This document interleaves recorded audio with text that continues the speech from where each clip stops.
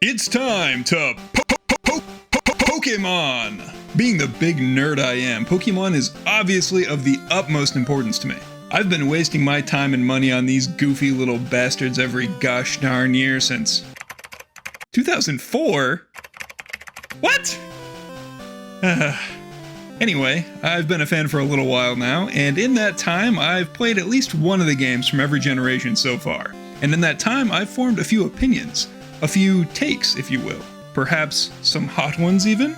And on this glorious occasion I will descend to the level of you mere mortals to present you with a freshly curated selection of only the finest, the most exquisite of Pokemon opinions. Namely, an irrefutable, undeniably, and unequivocally correct ranking of every mainline starter trio so far, from worst to the very best, like no one ever was. Also, before we get going here, I'm not a competitive player by any means, and to this day I stick to the tried and true strategy of over-leveling my team and spamming my biggest attack move all fight for the entire game until I win. So this ranking has literally nothing to do with VGC viability or how strong the Pokemon are in a multiplayer context. This rating is 100% based on how cool or dumb I think they look, and that's it.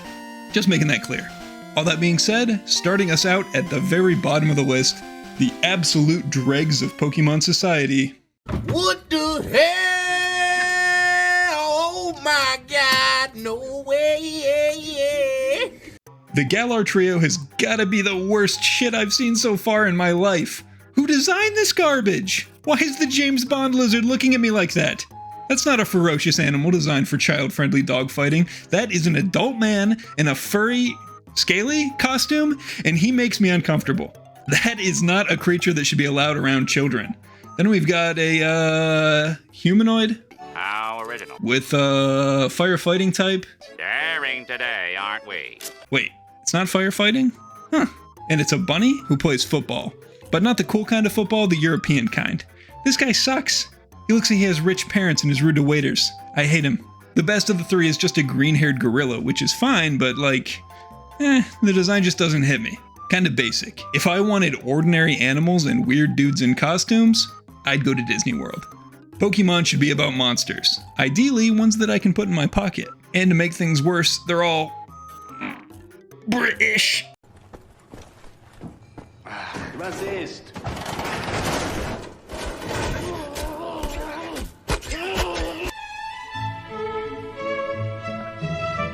Bottom of F tier they go.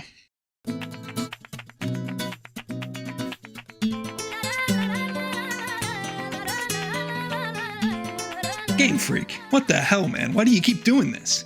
The Gen 9 trio is just whack. I like the concept in theory, making them all based on different performing arts that fit with the Spanish-inspired setting is a cool idea, but come on, these two suck ass. They're like Inteleon 2.0, looking like humans in costumes with their prominent hips and seductive eyes. It's so just, they're animals. Why do they look like this? I do not vibe with the furry bait design philosophy. At least the Ghost Rider Crocodile was pretty hyped. Skeledirge saves the trio from last place because he's awesome. But I still just can't put the group above F tier.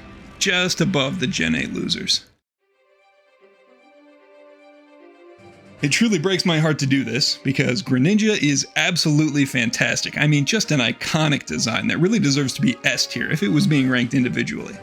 But unfortunately, we're ranking the trios as a whole, and our badass frog boy here is severely let down by his teammates. I mean, Chestnut? Come on, the thing is so goofy. There's not a single thing going on behind those eyes. Bro has probably never even had a thought before.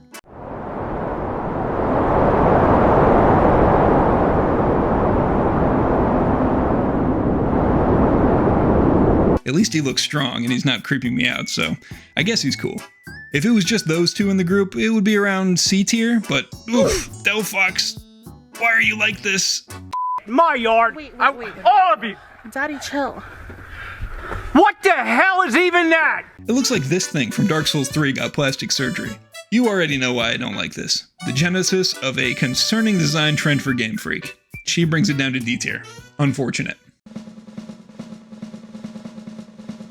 Okay, we're past the dog shit. Nothing from here on out is completely terrible. We've entered the mid zone. The Alola region starters are okay. The Clown Seal Mermaid is goofy and holds the trio back from being really solid, but I don't hate it. The other two are pretty cool. I like both of these designs. Neither is top tier for me, and Incineroar is dangerously close to being too human looking, but he doesn't quite cross the line, and the pro wrestler heel shtick is funny enough to carry. And his name is John C. The Decidueye is fire though. Well, grass actually, but you know what I mean. He looks like an animal, but with just enough unique coolness to keep him from being boring, and as a certified Legolas enjoyer, the Archer motif is always going to get some points in my book. Gen 7 goes in the C tier. Not awful, but outclassed by upcoming designs in my opinion.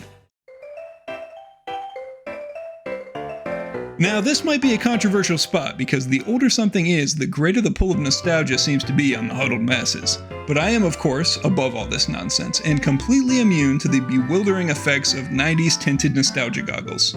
The 2000s tint might be a different story, but this isn't about that, we'll get to it later. Right now, we're talking about good old Generation 2. This trio is fine. I don't particularly dislike any of these designs, but I can't say I have a massive love for them either. Meganium is clearly the weakest link here. She was pretty cute in the anime, and if it was a real creature, they'd probably make for a nice pet, but the design just looks kind of, I don't know, bland or unfinished?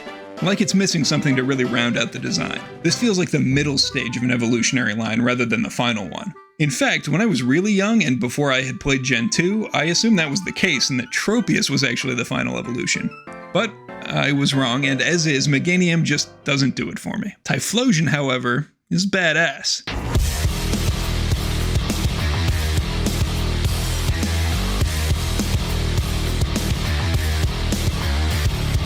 At least he was, when he looked like this. But some genius decided that they should turn his fire jets off 99% of the time, and now he just looks like a lanky badger. Massive glow down for my boy, and it definitely takes this ranking down a peg. Finally, there's Feraligatr. Yeah, I don't know what to say about this one. He's pretty cool, and I like Totodile a lot, but his final evolution is weird. He's awesome at first glance, and I like the idea of a big blue swamp puppy. In fact, from straight on, he's perfect. But take the camera around to the side a bit, and why is he so hunchy? This could have been excellent, but instead he just comes off as kinda creepy. Nowhere near as bad as Inteleon, mind you, but still a weird vibe. And the issue is only exacerbated with the switch to 3D. Top a C tier for me. Unova is in a strange place as far as discourse is concerned. I think I see equal amounts of love and hatred for Generation 5 on the internet these days, and as such, I have no clue whether this ranking will be received as too low or far too high. But either way, I feel confident at rating this trio right here at 4th place. All these designs are solid, much in the same sense as the second generation starters, but with just a touch more creative flair and a much less destructive transition to 3D graphics. Although I do maintain that the Gen 5 sprites are much better looking than the 3D character models. Once again, the grass starter is the weakest look here. It's just a green snake, but the elegant details and obvious snooty personality still shine through for a satisfying overall look that feels more thought out than Meganium's. Samurott is a samurai otter, or maybe a seal? Not sure on that, but either way, what more could you want? He strikes a great balance between cute and threatening that you would want from a Pokemon design. He feels equally capable of giving you a good cuddle as he does fucking up your enemies. He is a little smaller than I'd expect, but that holds true for most Pokemon, so I can't hold it against him too much. All in all, a very good boy who most definitely fights with honor. And finally we have Emboar. Dude is straight up silly looking, but in a way that I find very charming, to be honest. He's like if Endeavor from My Hero Academia was a Muppet.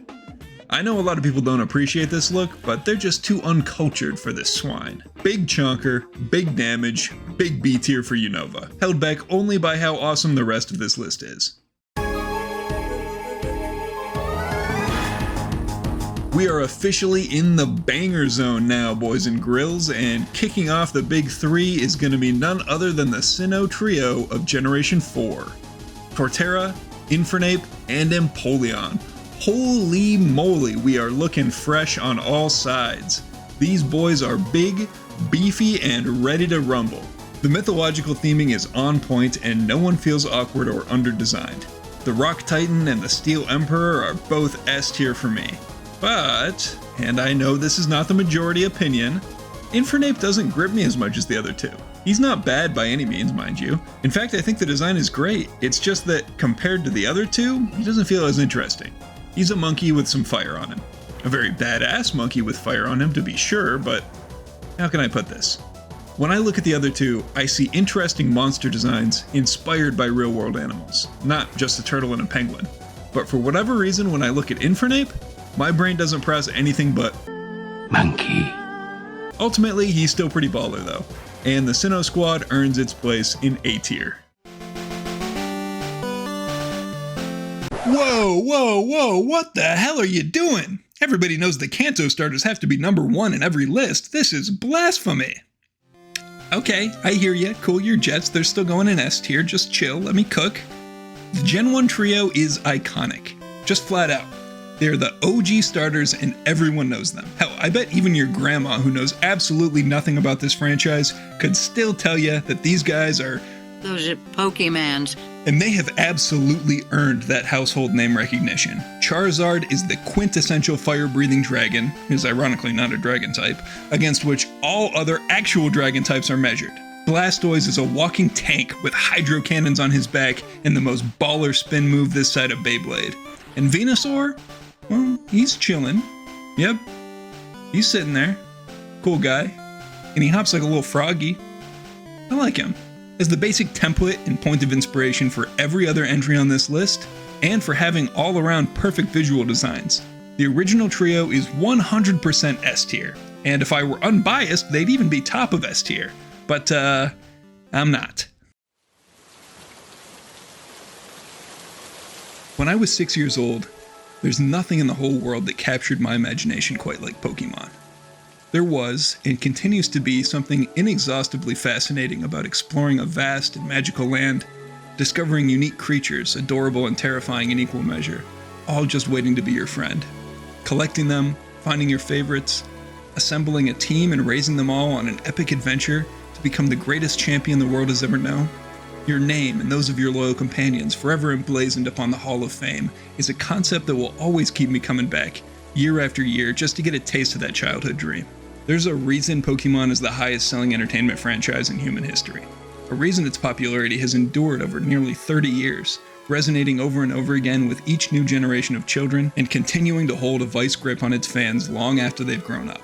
Nintendo and Game Freak might have made the same game with a new coat of paint 9 times in a row, debatably a lot more if you count all the remakes, spin-offs, and alternate versions. And as much as this can frustrate us as a fan base, and as lazy as we lament them to be sometimes, we still keep coming back. And when I look back at Generation 3, at the very first Pokemon I could ever call my own, a little mudkip named Spike that I raised into a mighty Swampert, who would go on to lead my team to its hard-earned victory at the Hoenn Pokemon League after literal years of slowly but surely inching my way through the region with no video game experience and no clue what I was doing.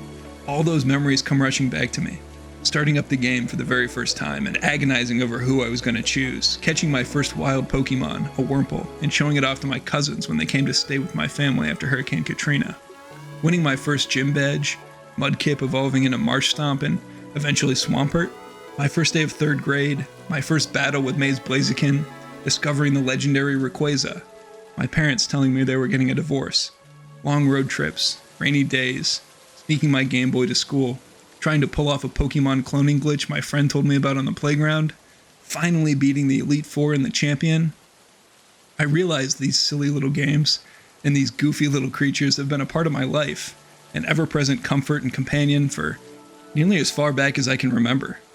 For every high and low I can think of, there's a Pokemon adventure to accompany it, and it all goes back to this choice: Trico, Torchic, or Mudkip. How could I not be biased? How could any child of any generation who grew up loving these games not be biased? So yes, the Hoenn starters are my favorite, and yes, that's all nostalgia talking, but even objectively, they're pretty damn good, right? Razor Sharp Grass Dino, Flaming Karate Chicken, and Beefy Swamp Smash are all cool as hell no matter how you slice it. And I love them, just like there's somebody out there who loves each and every one of these little guys. Even the ones I'm not fond of are important to some kid or some kid at heart out there, and that's what makes these games so special. I wish Game Freak would innovate a little bit faster, but I can see why it's continued to sell like hotcakes for decades on end. Gen 3 gets the top of S tier for me. But that's just me and my stupid opinions. What do you think? Drop your list in the comments below, and be sure to like the video if you liked the video, and subscribe for more pointless rambling about stuff you should have grown out of years ago.